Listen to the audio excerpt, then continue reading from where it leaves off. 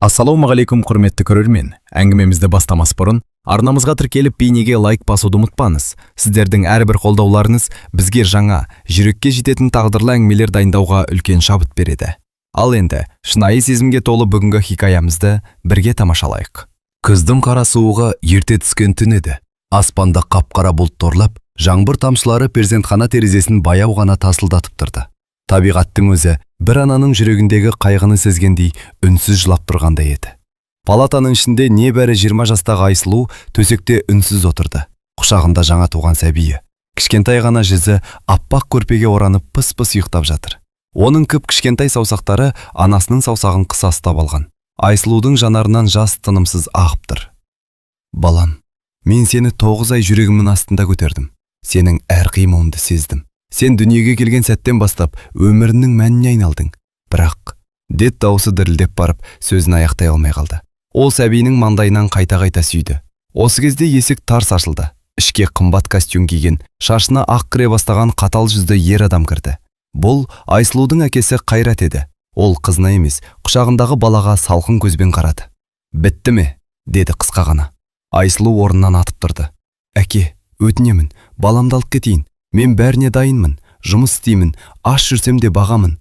Қайраттың жүзі өзгермеді.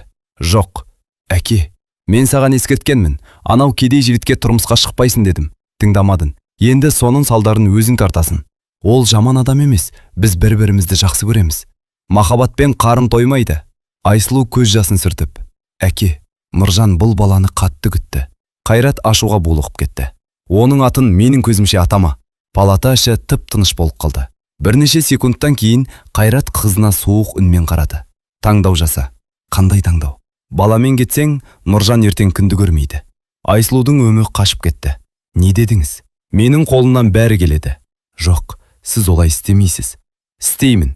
Қайрат қызының көзіне тіке қарап тұрды. «Не балаңнан бас тартасың, не сүйгеніңнен». Бұл сөз Айсұлудың жүрегіне қанжардай қадалды. Ол сәбиін бауырына қатты қысты. «Жоқ». Ойлануға 1 сағат. Қайрат бұрылып шығып кетті. Түн ортасы. Палатада тек Айсұлу мен сәби ғана қалды. Сәбидің кішкентай жылаған дауысы естілді. Айсұлу оны көтеріп алып, ақырын тербетіп отырды. «Мен сені ешқашан тастағым келмейді». Ол мойнындағы күміс алқаны шешті. Бұл алқаны кезінде Нұржан сыйлаған еді. Алқаның ішіне кішкентай сурет салынған болатын. Бір жағында Айсұлу мен Нұржанның бірге түскен суреті, екінші жағына кішкентай қағазды бүктеп салуға болатын. Айсұлу қалтасынан қағаз шығарып, дірілдеген қолмен жаза бастады. «Балам, егер осы хатты оқып отырсаң, демек сен ез жеткен шығарсың. Мен сені тастап кеткен жоқпын. Мені тағдыр мәжбүрледі. Мен сені өмірімнің соңына дейін іздеймін. Егер жолымыз түйіссе, мені кешір». Жазып болған соң хатты оқып та бүктеп, алқаның ішіне салды. Алқаны сәбиінің мойнына тақты. Сосын маңдайынан ұзақ сүйді. «Сенің атың?» «Әлихан». Ол осы есімді алғаш рет дауыстап айтты. «Әлихан, кешір мені». Таң атты. Дәлізде аяқ дыбыстары естілді. Медбике ішке кірді. Уақыты болды. Айсұлу сәбиін кеудесіне қысып тұрып қалды. Жүрегі қабылдағысы келмеді. Тағы 5 минут. Медбике үнсіз басын изеді. 5 минут. Бұл ана мен баланың бірге өткізген ең қымбат 5 минут еді. Айсұлу көз жасына тұншығып: «Бір күні міндетті түрде келемін. Қандай қиындық болса да, сені табамын. Осы сөзіме сен». Ол сәбиінің екі бетінен сүйді. Бірақ дәл сол сәтте сырттан Қайраттың қатқыл дауысы естілді. «Уақыт бітті». Медбике сәбиді ақырын ғана амасының құшағынан алды. Әлихан шырылдап жылай бастады. Сол жылаған дауыс Айсұлудың жүрегін тіліп етті. «Балам». Ол орнынан ұмтылғанымен әлсіреген денесі көтермеді.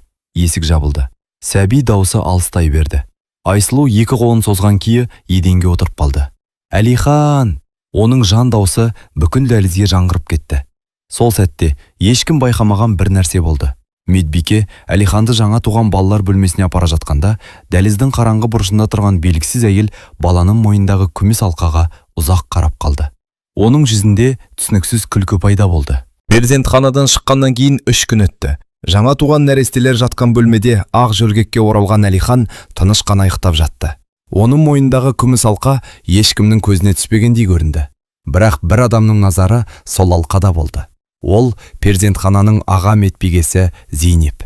Құжаттарды реттеп отырып, ол Айсұлудың ісін қайта ашты.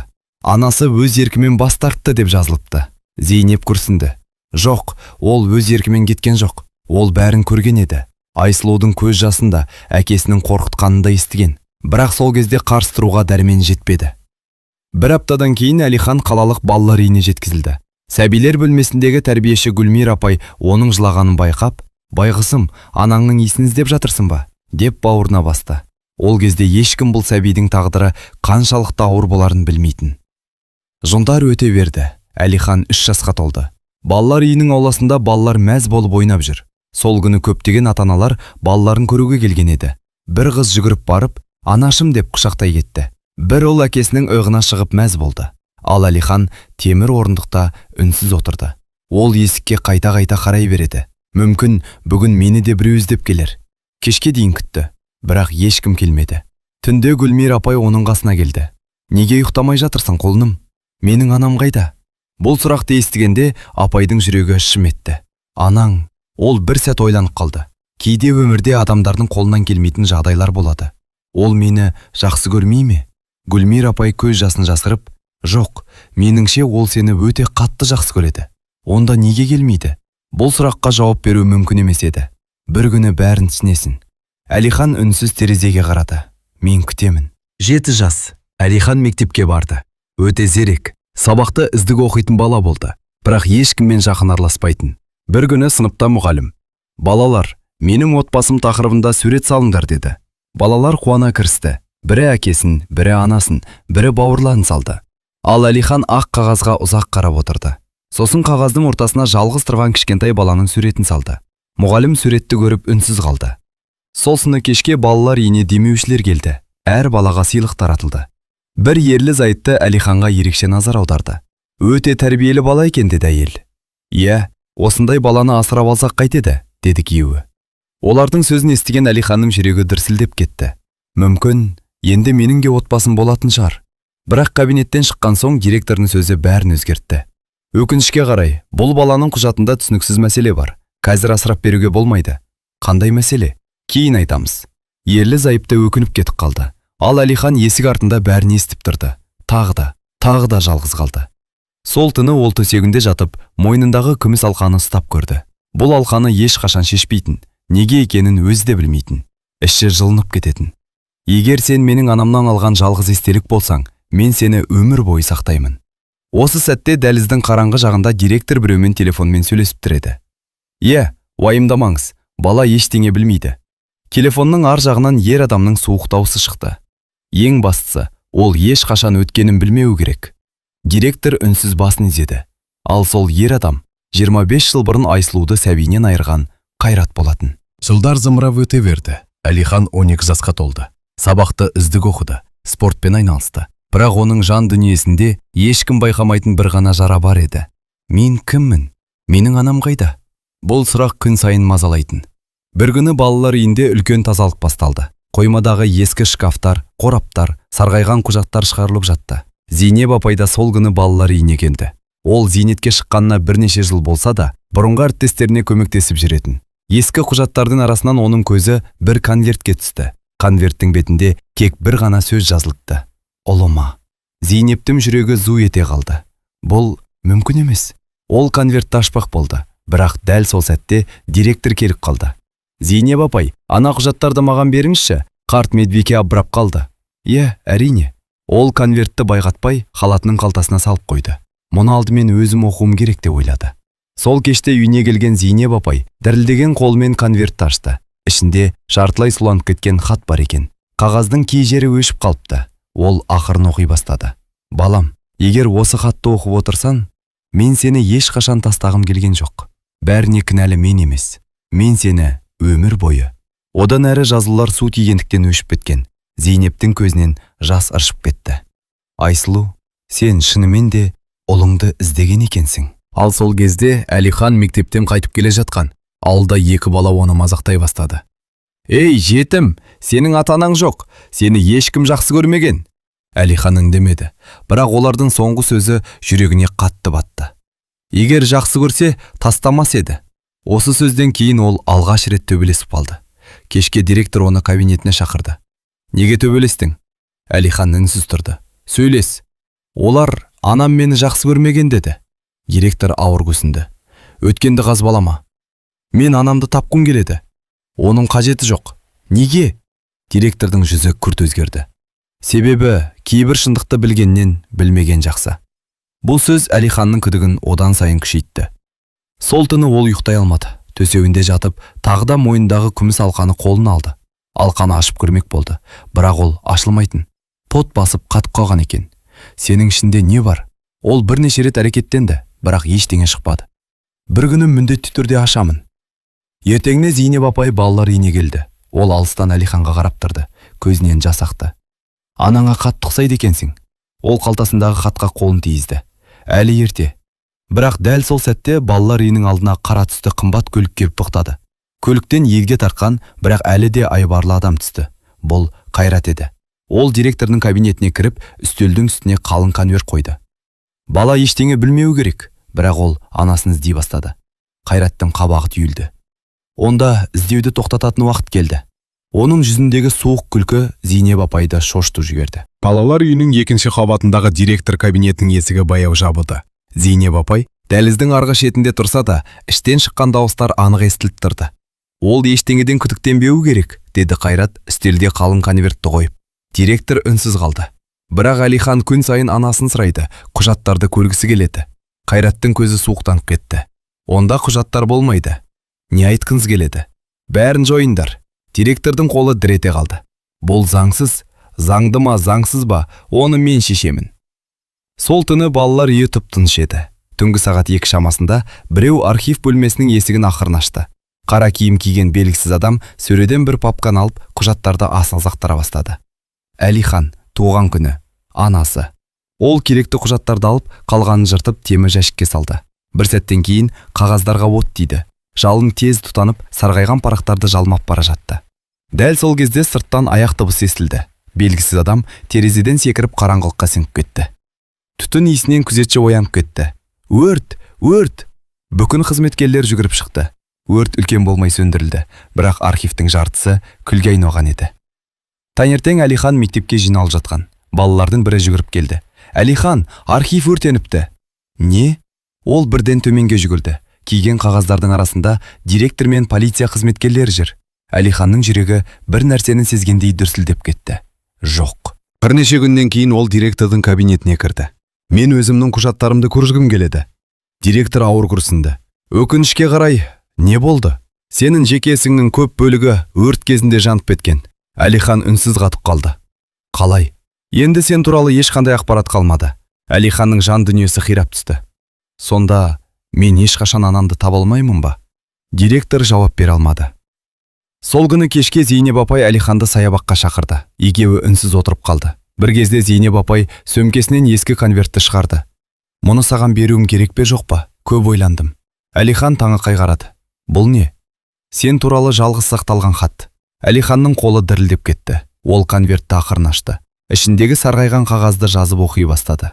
Балам, мен сені ешқашан тастағым келген жоқ. Егер бұл хат саған жетсе, мені кешір.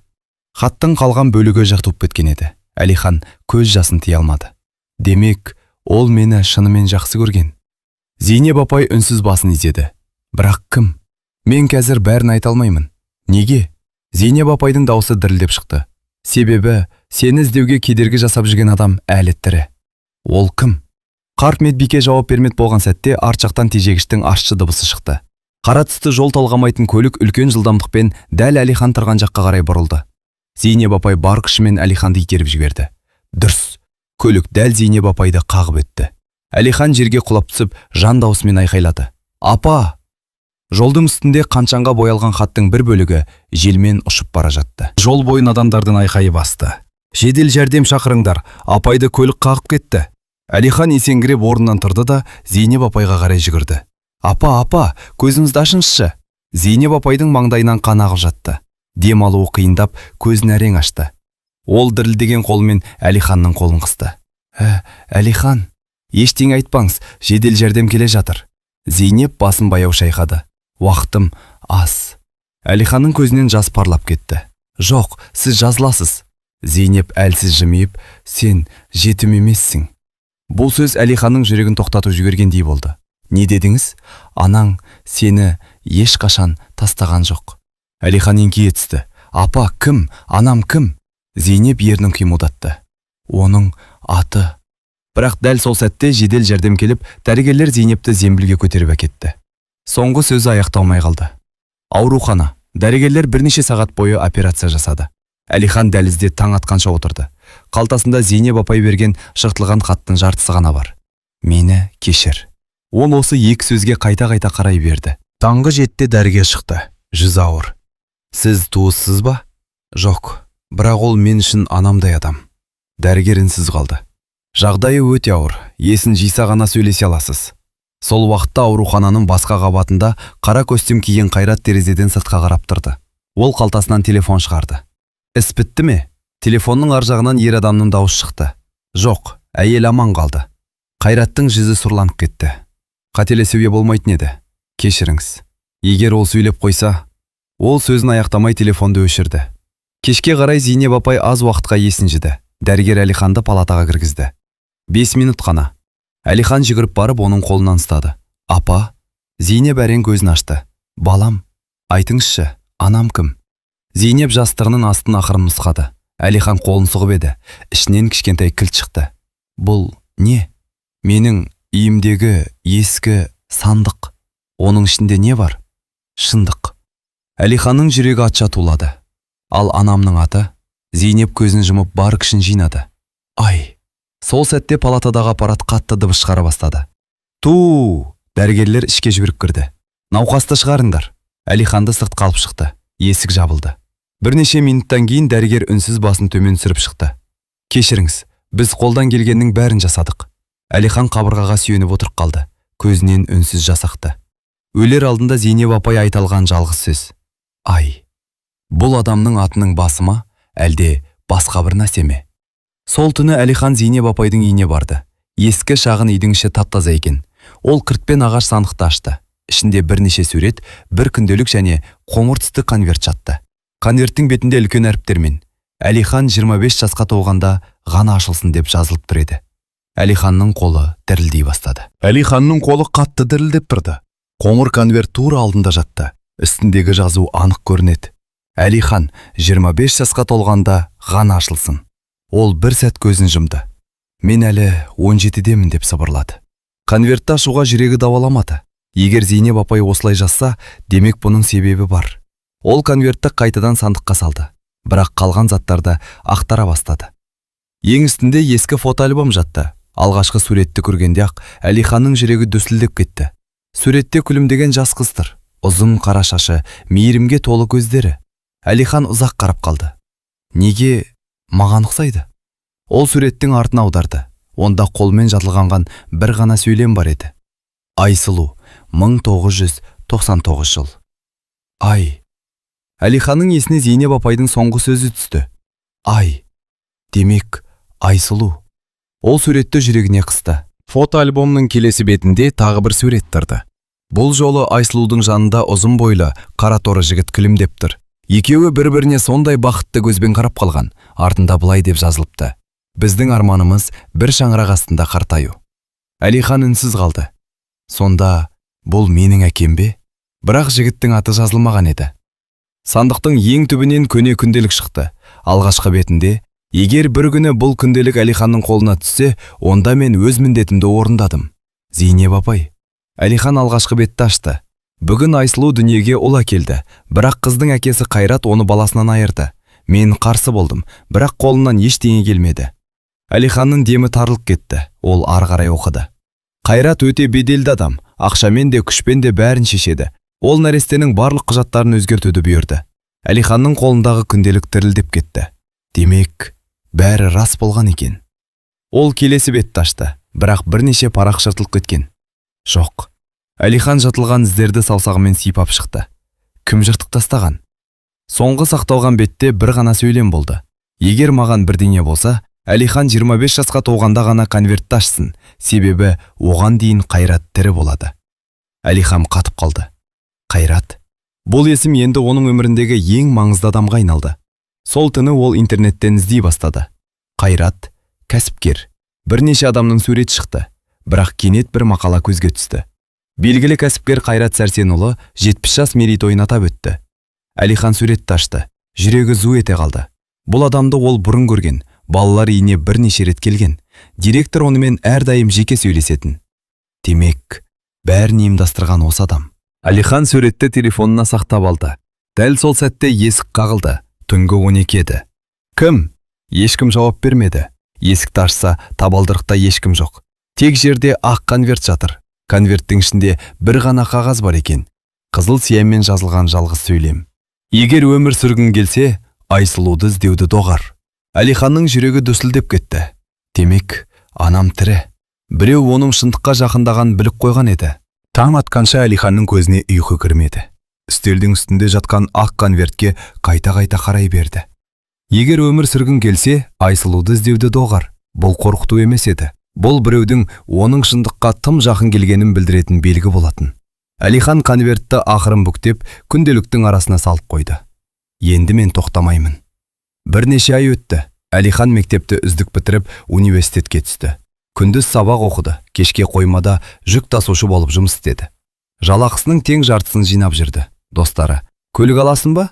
"Жоқ." "Үй аласың ба?" "Жоқ." "Онда ақшанды неге жинап жүрсің?" Алихан үнсіз күлімсірейтін. Өйткені оның жалғыз мақсаты бар еді: анасын табу. 7 жыл өте шықты. Алихан 25 жасқа толды. Туған күні. Қарапайым жалдамалы пәтерде жалғыз өзі отыр. Алдында кішкентай ғана торт. Шамды өзі жағып, өзі сөндірді. "Туған күніңмен, Алихан." Бөлме іші қайтадан үнсіздікке көмілді. Осы сәтте оның көзі шкафтың жоғарғы жағында тұрған қоңыр конвертке түсті. 25 жасқа толғанда ғана ашылсын. Уақыты келген еді. Конверттің жиегін ақырын ашты. Ішінен бірнеше құжат пен бір хат шықты. Хаттың басында: "Балам Алихан." Оның көзінен жас бірден шығып кетті. Бұл анасының қолтаңбасы еді. Ол гемін ішіне тартып оқи бастады. "Егер сен осы хатты оқып отырсаң, демек мен саған жете алмаған шығармын. Мен өмірімнің әр күнінде сені іздедім. Әр туған күніңде балалар үйінің алдына барып тұрдым. Сені алыстан болса да көрермін деп үміттендім. Бірақ маған ешқашан рұқсат бермеді. Мені қорқытты.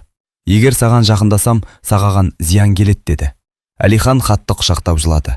Өмірінде алғаш рет анасының махаббатын сезінді. Хаттың соңғы бетінде тағы бір құпия бар еді. "Егер мені іздегің келсе, ең алдымен әкеңді тап. Оның аты Нұржан. Ол сен дүниеге келгенде өлді деп айтылды, бірақ мен оған ешқашан сенбедім." Алихан орнынан атып тұрды. "Әкем тірі болуы мүмкін." Ол құжаттардың арасынан тағы бір қағазды алды. Бұл ескі мекенжай болатын. Алматы облысы, Қараөзек ауылы, төменгі жағында. Нұржанның соңғы белгілі мекенжайы. Келесі күні таңертең Алихан жолға шықты. Көп жылдар бойы іздеген шындыққа алғашқы қадам басталды. Бірнеше сағаттан кейін ол Қараөзек ауылына жетті. Ескі көшелердің бірінде тоқтап, қолындағы мекенжайға қарады. Үй әлі тұр екен. Есікті баяу қақты. Біраздан кейін есікті 80-ге таяған ақсақал ашты. "Кім едің балам?" "Кешіріңіз, мен Нұржанды іздеп жүрмін." Қарияның жүзі бірден өзгеріп кетті. "Нұржанның атын саған кім айтты?" "Мен оның ұлымын болуы мүмкін." Ақсақалдың қолындағы таяғы жерге түсіп кетті, көзіне жас толып. "Демек, сен тірі екенсің." Алихан аң-таң болып қалды. "Не айттыңыз?" Қария терең күрсінді. "Бізге 25 жыл бұрын сен де, әкең де қайтыс болды деп хабарлаған." Алиханның денесі мұздап кетті. "Сонда әкем ше?" Ақсақал көз жасын сүртіп. "Нұржан өлген жоқ, бірақ оны біреу өмір бойы жасырып келді." Осы сөзден кейін үйдің ішкі бөлмесінен ескі ағағаш есік сықырлап ашылды. Арбаға таңылған, шашы аппақ болып кеткен ер адам сыртқа шықты. Ол Алиханға ұзақ тарап тұрып сыбырлай сөйледі. "Сен Айсұлудың көздері." Алиханның жүрегі кеудесіне сыймай кетті. Алиханның жүрегі кеудесін жарып шығатындай дүрсілдеп тұрды. Арбадағы ер адам оған ұзақ қарап қалды. Көзінен мөлдір жас тұрып түсті. "Сен шынымен Алихансың ба?" Алиханның тамағына өксік тығылды. "Сіз Нұржансыз ба?" Ер адам үнсіз басын изеді. Осы бір сәтте 25 жылдық сағыныш пен белгісіздік екеуінің арасына үнсіздік болып орнады. Алихан ақырын жақындап келді. "Мен сіздің ұлыңызбын ба?" Нұржанның ерні дірілдеп кетті. "Иә балам." Бұл сөзді естігенде Алихан өзін ұстай алмады. Ол тізерлеп отырып, әкесінің қолын құшақтай алды. Өмірінде алғаш рет біреу оны балам деп атаған еді. Екеуі де үнсіз жылады. Бірнеше минуттан кейін үйдің ішіне кірді. Шай үстінде Нұржан өткен өмірін баяндауға кірісті. Сен дүниеге келетін күні мен перзентханаға асығып бара жатқанмын. Кейінше жолда көлігімді бір жіт көлігі қағып кетті. Әлихан елең ете қалды. Бұл жай ғана апат емес еді. Неге? Нұржан терезеге қарап үнсіз қалды. Кейін білдім, тежегішімді біреу әдейі бүлдірген екен. Кім? Дәлелдей алмадым. Бірақ күдігім бір адамға түсті. Қайрат па? Нұржан таңғап кетті. Сен бұл есімді қайдан білесің? Әлихан бәрін айтып берді. Балалар үйі, Зейнеп апай, күнделік, қорқыту хаттары, Айсұлу. Нұржан көзін жұмып ауыр күрсінді. Демек, ол әлі де тынышталмаған екен. Апаттан кейін не болды? Мен 6 ай комада жаттым. Ал оянған соң Айсұлуды іздедім. Таптыңыз ба? Жоқ. Нұржанның жанары мұңға толды. Маған бәрі бір ауыздан Айсұлу басқа адамға тұрмысқа шықты, баласы шетінеп кеткен деді. Сіз сендіңіз бе? Сенбедім. Бірақ мені ешкім оған жолатпады. Ол орнынан тұрып ескі шкафты ашты. Ішінен көк түсті қорап шығарды. Қораптың ішінде ондаған хат жатыр екен. Бұлар не? Айсұлуға жазған хаттарым. Жібердіңіз бе? Жоқ. Неге? Әр хатта жібермек болған сайын белгісіз адамдар келіп қорқытатын. Әлихан хаттарды ашып оқи бастады. Бір хатта: егер тірі болсаң, мен сені міндетті түрде табамын деп жазылған. Ал соңғы хаттың күні 25 жыл бұрынғы дәл бүгінгі күн екен. Әлихан көз жасын сүртті. Демек, екеуіңіз өмір бойы бір-біріңізді іздегенсіздер. Нұржан басын изеді. Бірақ бізді бір адам айырды. Сол сәтте ауылда көлік тоқтаған дыбыс естілді. Ақсақал терезеден қарап, біреулер келді. Үйдің алдына қара түсті жол талғамайтын көлік тоқтаған. Ішінен 2 ірі денелі ер адам түсті. Олар ештеңе деместен үйге қарай беттеді. Нұржанның жүзі бірден өзгерді. Әлихан, не болды? Олар кімдер? Нұржанның даусы сыбырға айналды. Қайраттың адамдары. Есік қатты қағылды. Тарс, тарс, тарс. Арш! Әлихан орнынан баяу тұрды. Бұл жолы ол қашпайтын еді. 25 жыл бойы жасалған шындықтың соңына дейін баруға бел буған. Ол есіктің тұтқасына қолын созды. Әлихан есіктің тұтқасын жайлап басты. Есік ашылған бойда сыртта тұрған 2 еңгезердей ер адам оны итеріп, үйге кіріп келді. Нұржан қайда? Деді олардың бірі суық үнмен.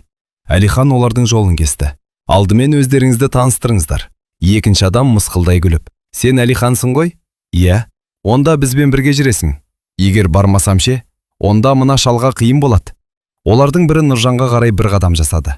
Сол сәтте Әлихан оның қолын қағып жіберді. Оған тиіспеңдер. Үй ішінде қысқа ғана арпалыс басталды. Әлихан жас әрі шымыр еді. 2 жігітті біраз әбігерге салды. Бірақ сырттан тағы 2 адам кіріп, оны ұстап алды. Жіберіңдер, деп айқайлады Нұржан. Тыныш отыр, қария, деді біреу. Олар Әлиханның қолын қайырып, сырттағы қара көлікке күштеп отырғызды. Нұржан бар даусымен: Әлихан, балам, деп айқайлағанымен, қара көлік қақпадан зулап шығып кетті. Әлиханның көзін қара матамен байлап тастады. Көлік ұзақ жүрді. Ол жолдың әр бұрылсын, әр тоқтаған сәтін іштей санап отырды. Мені қайда алып бара жатыр? Ананды тапқаныма аз қалғанда бәрі осымен бітті ме? Бірақ оның бойында қорқыныштан гөрі бір сезім басым еді. Ол шындыққа жетуге деген жігер. 1 сағаттай жүргеннен кейін көлік тоқтады. Түс. Әлиханды сыртқа түсірді. Аяғы мәрмәр тасқа тигенін сезді. Айнала тым-тырыс, тек субырғақтың сылдырғаны естіледі. Көзіндегі матаны шешкенде, ол алып темір қақпаның алдында тұрғанын көрді. Қақпаның ар жағында сарайдай зәулім үй, биік қоршаулар, қымбат көліктер, жан жағында қаруланған күзетшілер. Әлихан бірден түсінді. Бұл Қайраттың үйі. Темір қақпа баяу ашылды. Оны 2 күзетші ортаға алып, үйдің ішіне бастап кірді. Үйдің іші сарайдан кем емес. Қабырғаларға қымбат суреттер ілінген, еденге парсы кілемдері төселген. Бірақ осы байлықтың ішінде жылулық жоқ еді, тек суықтық сезілетін. Баспалдақпен көтерілген соң ұзын дәлізге шықты. Дәліздің соңында үлкен ағаш есік тұр екен. Күзетшілер тоқтады. Біреуі есікті жайлап қақты. Іштен салмақты дауыс естілді. Кіргізіңдер. Күзетші есіктің тұтқасын басты. Жүр. Әлихан терең тыныс алды. Ол 25 жыл бойы іздеген шындықтың дәл алдында тұрғанын сезді. Бір қадам, тағы бір қадам. Ол кабинетке қарай беттеді. 1 сағаттай жүргеннен кейін көлік тоқтады. Түс.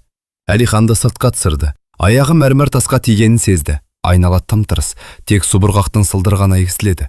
Көзіндегі матаны шешкенде, ол алып темір қақпаның алдында тұрғанын көрді. Қақпаның ар жағында сарайдай зәулім үй, биік қоршаулар, қымбат көліктер, жан жағында қаруланған күзетшілер.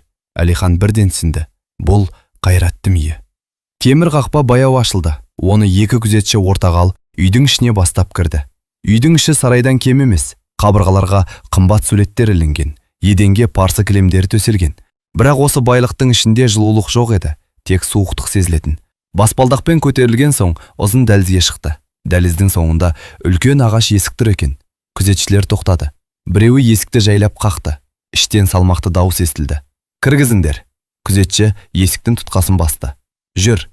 Әлихан терең тыныс алды. Ол 25 жыл бойы іздеген шындықтың дәл алдында тұрғанын сезді. Бір қадам, тағы бір қадам. Ол кабинетке қарай беттеді. Бөлме іші быт-шыт болған әйнектің фыңғырына толды. Бірақ Әлихан шегінбеді. Сіз адамдарды бөліп тастадыңыз, бірақ олардың бір-біріне деген махаббатын өлтіре алмадыңыз. Қайрат үнсіз қалды.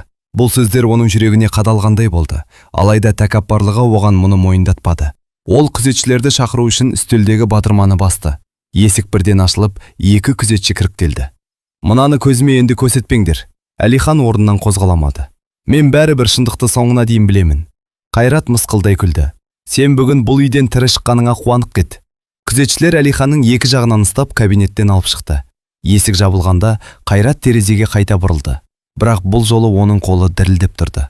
Ол үстел тартпасынан ескі суретті алып шықты. Суретте кішкентай Айсұлу әкесінің мойнына асылып күліп тұрған. Қайрат суретке ұзақ қарап отырып, «Кешір мені, қызым, бірақ мен әлі де шегіне алмаймын», деп сыбырлады. Дәл сол сәтте сырттан күзетшінің жандаусы естілді. «Аға, қауіп!» Артынша бірнеше мәрте оқ атылды. Тарс, тарс, тарс. Қайрат орнынан атып тұрды. Сарайдың іші абыр-сабыр болып кетті. Оқтың дауысы сарай ішін жаңғыртты. Тарс, тарс, тарс. Дәлізде адамдардың айқайы естілді. «Қорғандар, қақпаны жабыңдар!» Қаруланған адамдар кіріп кетті. Күзетшілер Әлиханды ұстап тұрған. Осы сәтті пайдаланып, сырттан жүгіріп келген белгісіз қарулы адам дәлізге қарай оқ жаудырды. Күзетшілердің бірі жараланып жерге құлады. Екіншісі жасырынуға мәжбүр болды. Әлихан оның қолынан сытылып шығып, қабырға тасасына жасырынды. «Мынаны да өлтіріңдер, куә қалмасын», деп айқайлады шабуылдаушылардың бірі. Әлихан жан-жағына қарады. Қарулы адамдар сарайдың ішіне дейін кіріп үлгерген. Олардың мақсаты ұрлық емес екені анық еді. Олар бір ғана адамды іздеп жүрді. Қайратты. Кабинеттің ішінде Қайрат үстелдің астына тығылған күзетшісіне қарап: «Не болып жатыр? Аға, олар көп. Кімдер?» «Біздің бұрынғы серіктестер». Дәл осы кезде кабинет есігі теуіп ашылды. Қолында автоматы бар бетперделі адам ішке кірді. Бітті Қайрат. Қайрат үнсіз орнынан тұрды. «Демек, ақыры келдіңдер ме? 25 жыл күттік. Не керек сендерге? Сенің өмірің». Бетперделі адам мылтығын көтерді. Дәл сол мезетте дәлізден жүгіріп келе жатқан Әлихан бәрін көріп қалды. Ол еш ойланбастан кабинетке қарай ұмтылды. Жоқ! Лақ жалт бұрылып үлгерді. Бірақ оқ әлде қашан атылып кеткен еді. Тарс! Әлихан бар күшімен Қайратты итеріп жүгірді. Қайрат еденге құлап түсті. Ал оқ Әлиханның сол жақ иығына тиді. Ол ауырсынып тізерлей құлады. Әлихан! Қайрат өмірінде бірінші рет оның атын айқайлап айтты. Шабуылдаушылар екінші рет оқ атпақ болғанда, сырттан арнайы жасақтың көліктері келіп тоқтады. «Полиция, қаруларыңды тастаңдар!» Бетперделі адамдар абыр-сабыр болып қаша бастады. Бірнеше минуттың ішінде сарай қоршауға алынды. Қайрат қансырап отырған Әлиханның жанына жүгіріп келді. Оның қолдары дірілдеп кетті. «Балам, неге?» Әлихан ауыр тыныстап әлсіз жымиды. «Сіз анамның әкесісіз. Мен анамды тағы да жылатқанымды қаламадым». Қайраттың көзінен жас сорғалап кетті. «Мен сені жаңа ғана өлтірмек болған едім. Мен білемін. Сонда да жамандықпен жауап бергім келмеді». Қайрат еңкілдеп жылап жіберді. 70-тен асқан қарияның дәл бұлай жылаған ешкім көрмеген еді. Ол Әлиханның қолын қысып: «Мен өмір бойы қателесіппін. Байлықты қорғадым, намысты қорғадым деп ойладым, бірақ өз қызымның бақытын таптадым». Оның дауысы дірілдеп шықты.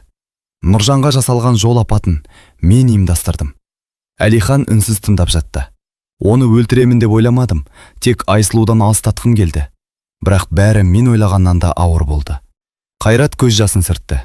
«Егер ол мені кешірмесе де, түсінемін. Егер қызым да кешірмесе, түсінемін.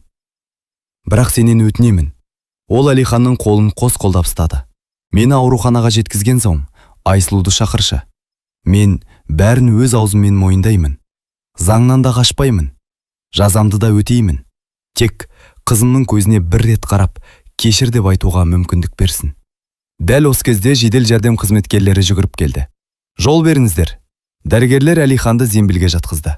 Оны көлікке алып бара жатқанда, Қайрат оның соңынан үнсіз қарап тұрды. Енді оның алдында бұрынғы дұшпан емес, өз өмірін сақтап қалған немересі кетіп бара жатты. Жедел жәрдем көлігі бар жылдамдығымен ауруханаға қарай жүйткіп бара жатты. Дәрігерлер Әлиханның жарасын таңып, қан кетуін тоқтатуға тырысып жатты. Қан қысымы төмендеп барады, тезірек. Әлиханның көзі жұмыла бастады. Ерні әрең қимылдап, нашым, деді. Осы кезде Айсұлу Қайрат қызы үйінде болатын. Телефоны безілдей жөнелді. Алло, сіз Айсұлу Қайрат қызысыз ба? Иә, өзіммін. Мен облыстық ауруханадан хабарласып тұрмын. Ұлыңыз Әлиханға оқ тиді. Қазір операцияға кіргіздік.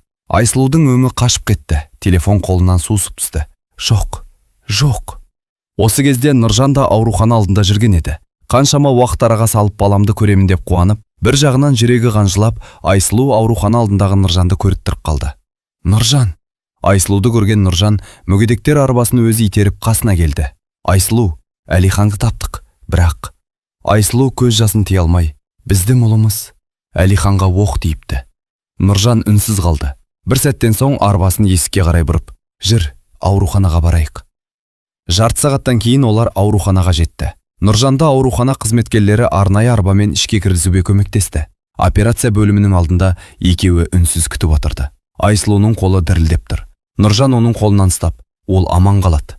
Қалай сонша сенімді айтасың? Өйткені ол біздің ұлымыз. Ол өмір бойы тағдырмен күресіп келді. Бұл жолда жеңеді. Айсұлу көз жасын сүртті. Сол кезде дәліздің ар жағынан баяу басып Қайрат келді. Үстіндегі костюмі жыртылған, бетінде қанның ізі бар. Жүзі қартайып біткендей. Ол қызының алдына тоқтады. Айсұлу орнынан тұрды. Әкесіне ұзақ қарап қалды. Әке? Қайрат үнсіз басын төмен түсірді. Кешір мені. Егер мен сол күні жүрегіңді тыңдағанда, егер немеремді қабылдағанда, бүгін ол операция үстелінде жатпас еді. Айсұлуның көзінен жас ақты. Мен 25 жыл бойы ұлымды іздеп жыладым. Енді тапқанымда тағы айырылып қалам ба деп қорқамын. Қайрат жауап бере алмады. Ол баяу Нұржанның арбасының жанына келді. Нұржан оған үнсіз қарап отырды. Балам, мен сенің өміріңді де құрттым. Нұржан ауыр күрсінді. Иә. Бірақ бүгін ол әңгіменің уақыты емес. Қазір тек Әлихан аман шықса болды. Қайрат басын изеді. Дұрыс айтасың. Қайрат аурухананың тыныш бұрышына барып жайнамаз сұратты. Өмірінде бірінші рет ештеңе сұрамай, ешкімге бұйырмай, тек жаратқаннан жалынды. Уа Алла, жазамды осы дүниеде бер. Бірақ Әлиханды аман алып қал. Ол мен сияқты қателеспесін. 4 сағат өтті. Операция бөлмесінің шамы сөнді. Дәрігер сыртқа шықты. Үшеуі бірдей орнынан қозғалды. Айсұлуның жүрегі атша тулап тұр. Дәрігер, ұлым қалай? Дәрігер жылы жымиып. Операция сәтті аяқталды.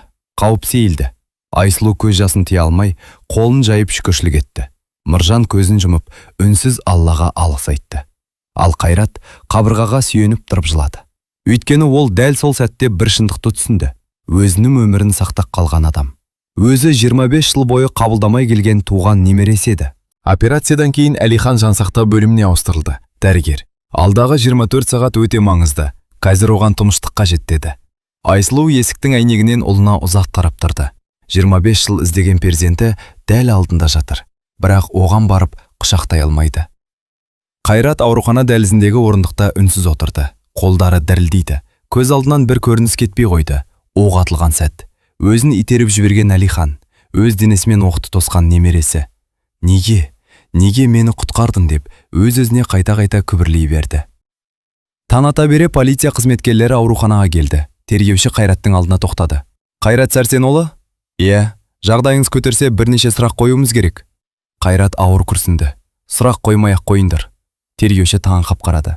Мен бәрін айтамын. Олар жеке бөлмеге кірді. Диктофон қосылды. Айта беріңіз. Қайрат үнсіз отырып қалды. Бірнеше секундтан кейін ғана сөйледі. 25 жыл бұрын ең үлкен қателігімді жасадым. Қызым Айсұлу Нұржанды сүйді. Бірақ мен олардың тұрмыс құруына қарсы болдым.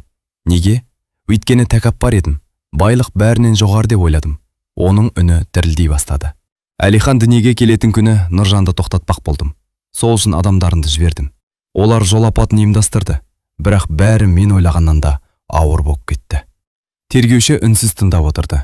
Кейін нәрестені балалар үйіне өткізуге бұйрық бердім. Құжаттарды өзгеттім. Зейнепті қорқыттым. Айсылуға баласының қайтыс болғанын айтқыздым. Қайрат екі қолымен жүзін басты. Осы кінәларым үшін өмір бойы тыныш ұйықтаған емеспін. Тергеуші бір сәт үнсіз қалды. Осы айтқандарыңыздың бәрін өз еркіңізбен айтып отырсыз ба? Иә. Ешкім мәжбүрлеген жоқ па? Жоқ. Неге дәл қазір мойындауға шешім қабылдадыңыз? Қайраттың көзіне жас келді. Өйткені мені құтқарған адам. Өзім өмір бойы жек көрген немерем болып шықты. Егер бүгінде үндемесем, мен адам болып өлмеймін. Сол кезде палата есік ашылды, дәрігер сыртқа шықты. Науқас есін жіді. Айсылу орнынан ұшып тұрды. Ұлыма кіруге бола ма? Бір адам ғана кіре алады. Айсылу палатаға кірді. Әлихан көзін әрең ашып жатты. Анасы оның маңдайынан сипады. Балам. Әлихан әлсіз жымиып. Анашым, келдіңіз бе? Айсылу көз жасын тоқтата алмады. Енді сені ешқайда жібермеймін. Ешқашан. Әлихан анасының қолын қысты. Әкем қайда? Сыртта. Ал. Ол сәл кідірді. Атам ше? Айсылу үнсіз қалды. Ол да осында. Сенің оянғанды күтіп отыр. Әлихан көзін жұмып, ақырын ғана. Оны кіргізіңізші. Мен сөйлескім келеді. Палата сыртында тұрған Қайрат бұл сөзді естіп, көзінен еріксіз жас ағып кетті. Жүрегі өмірінде алғаш рет қорқыныштан емес, немересінің кешірімінен үміттеніп соғып тұр еді. Палата есігі баяу ашылды. Қайрат табалдырықтан аттай алмай біраз тұрды. Кеше ғана бұл жігітті өз үйінен қуып шыққан еді. Ал бүгін өз өмірін сақтап қалған сол жігіттің алдына кінәлі болып келіп тұр. Әлихан басын бұрып оған қарады. Келіңіз, ата. Ата. Осы бір ауыз сөз Қайраттың жүрегін шым еткізді. Ол баяу басып келіп төсектің жанына отырды. Балам, дауысы дірілдеп шықты. Менің саған бұлай деуге де хақым жоқ. Әлихан үнсіз тыңдап жатты. Палатада Айсылу мен Нұржан да бар еді. Нұржан мүгедектер арбасында үнсіз отыр. Қайрат терең дем алып сөзін бастады. Сенен кешірім сұрауға келдім. Бірақ менің кешірім сұрағаным өткенді қайтара алмайды. Ол басын төмен салды. Сенің балалық шағыңды ұрладым. Әкеңнің денсаулығын құрттым. Қызынды 25 жыл жылаттым. Зейнептің өмірін қорқынышпен өткіздім. Осы кінәларының бәрі үшін өмір бойы жауап берем. Палата іші үнсіз қалды. Қайрат сөзін жалғастырды. Бүгін тергеушіге бәрін айтып бердім. Бірде-бір қылмысымды жасырмадым. Енді сот қандай үкім шығарса да қабылдаймын. Әлихан біраз үнсіз жатты. Сосын ақырын ғана сөйледі. Ата, мен сіздің істегенсіңізді ақтамаймын. Қайрат үнсіз басын изеді. Бірақ егер мен жүрегіме өшпенділік жинасам, сізден еш айырмам қалмайды. Бұл сөзді естіген Айсылу көз жасын сүртті. Нұржан да үнсіз басын изеді. Әлихан Қайратқа қолын созды. Мен сізді кешірдім. Қайрат дірілдеген қолымен немересінің қолын ұстады. Өмірінде алғаш рет жүрегіндегі ауыр жүк жеңілдегендей болды. Осы кезден Нұржан сөз бастады. Қайрат аға. Қайрат оған қарады. Мен де сізге айтарымды айтайын. Айт балам. Мен сізді жек көріп өмір сүрсем, ұлымды кешірімді болуға үйрете алмас едім. Сондықтан мен де сізді кешірдім. Қайрат көз жасын тия алмады. Рахмет. Екеуіңнен де кешірім күтпеген едім. Айсылу әкесінің жанына келді. Әке, Қайрат орнынан тұрмақ болды. Жоқ, отыр. Айсылу әкесін құшақтап алды. Мен сізге қатты ренжідім. Бірақ сіз бәрін мойындап, шындықты таңдадыңыз. Сол үшін жүрегімдегі ауырлық азайды. Қайрат қызының иығына басын қойып, үнсіз жылады. Жылдар бойы сатқа шығармаған көз жасы бір сәтте төгілді. Бірнеше күннен кейін Әлихан ауруханадан шықты. Аурухана алдында олар төртеуі алғаш рет бірге тұрды. Әлихан ортасында, оң жағында анасы Айсылу, сол жағында әкесі Нұржан, ал сәл шеткерірек Қайрат. Әлихан күлімсіреп, бүгіннен бастап ешқандай өтірік жоқ, ешқандай құпия жоқ. Біз енді бір отбасымыз. Үшеуі үнсіз бас изеді. Дәл сол сәтте полиция көлігі аурухана алдына келіп тоқтады. Тергеуші көліктен түсіп Қайратқа жақындады. Қайрат Сәсенұлы, соттың алғашқы отырысы ертең өтеді. Қайрат басын изеді. Мен дайынмын. Ол соңғы рет қызына, күйеу баласына және немересіне қарады. Бұл жолы олардың көзінен қорқыныш емес, үміт көрді. Сот залы лық толы еді. Журналистер, ауыл тұрғындары, туыстар, бәрінің назары айыпталушылар орнында отырған Қайратқа ауды. Кеше ғана ауылдағы ең беделді, ең ықпалды адамның бүгін сот алдында басын иіп отырғанына ешкім сене алар емес. Судья залға кіріп сот отырысын бастады. Тергеуші Қайраттың барлық қылмысын рет-ретімен баяндады. Нұржанға жасалған қастандық, Айсылуды баласынан айыру, Құжаттарды қолдан өзгерту, баланы балалар үйіне өткізу, куәгерлердің жауабы, дәлелдердің бәрі ұсынылды. Судья Қайратқа қарады. Айыптарыңызды мойындайсыз ба? Қайрат орнынан баяу тұрды. Иә, барлығын мойындаймын. Зал іші тым-тырыс болып қалды. Мен бұл соттан рақымшылық сұрамаймын. Өйткені жасаған ісімнің жазасын әлде қашан тарта бастадым. 25 жыл бойы қызымның күлкісін көрмедім. Немеремнің ата деген сөзін естімедім. Сол, мен үшін ең ауыр жаза болды. Қайрат көзіне жас алып Айсұлуға қарады. Қызым, саған жақсы әке бола алмадым. Кейін Нұржанға бұрылды. Балам, саған әділдік жасай алмадым. Соңында Әлиханға қарады. Ал сен, мен өмірімдегі ең үлкен қателігімнен туған ең үлкен бақытым екенсің. Әлихан үнсіз көз жасын сүртті. Судья кеңесу бөлмесіне шығып кетті. Бірнеше минуттан кейін қайта оралды. Сот барлық дәлелдерді зерттей келе, Қайрат Сәрсенұлын кінәлі деп таниды. Үкім оқылды. Қайрат басын изеп қабылдады. Ол ешқандай қарсылық білдірмеді.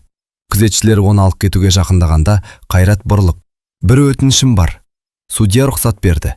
Қайрат қызының, Нұржанның және Әлиханның жанына келді. Алдымен Нұржанның қолын қысты. "Рахмет." Сосын қызының маңдайынан сүйді. "Бақытты бол, қызым." Ең соңында Әлиханды құшағына басты. "Балам, мен сені кеш таныдым." Әлихан атасын құшақтап: "Кейде бір сәттік шынайы өкініш жылдарға созылған үнсіздіктен қымбат болады. Өткенді өзгерте алмаймыз, бірақ қалған өмір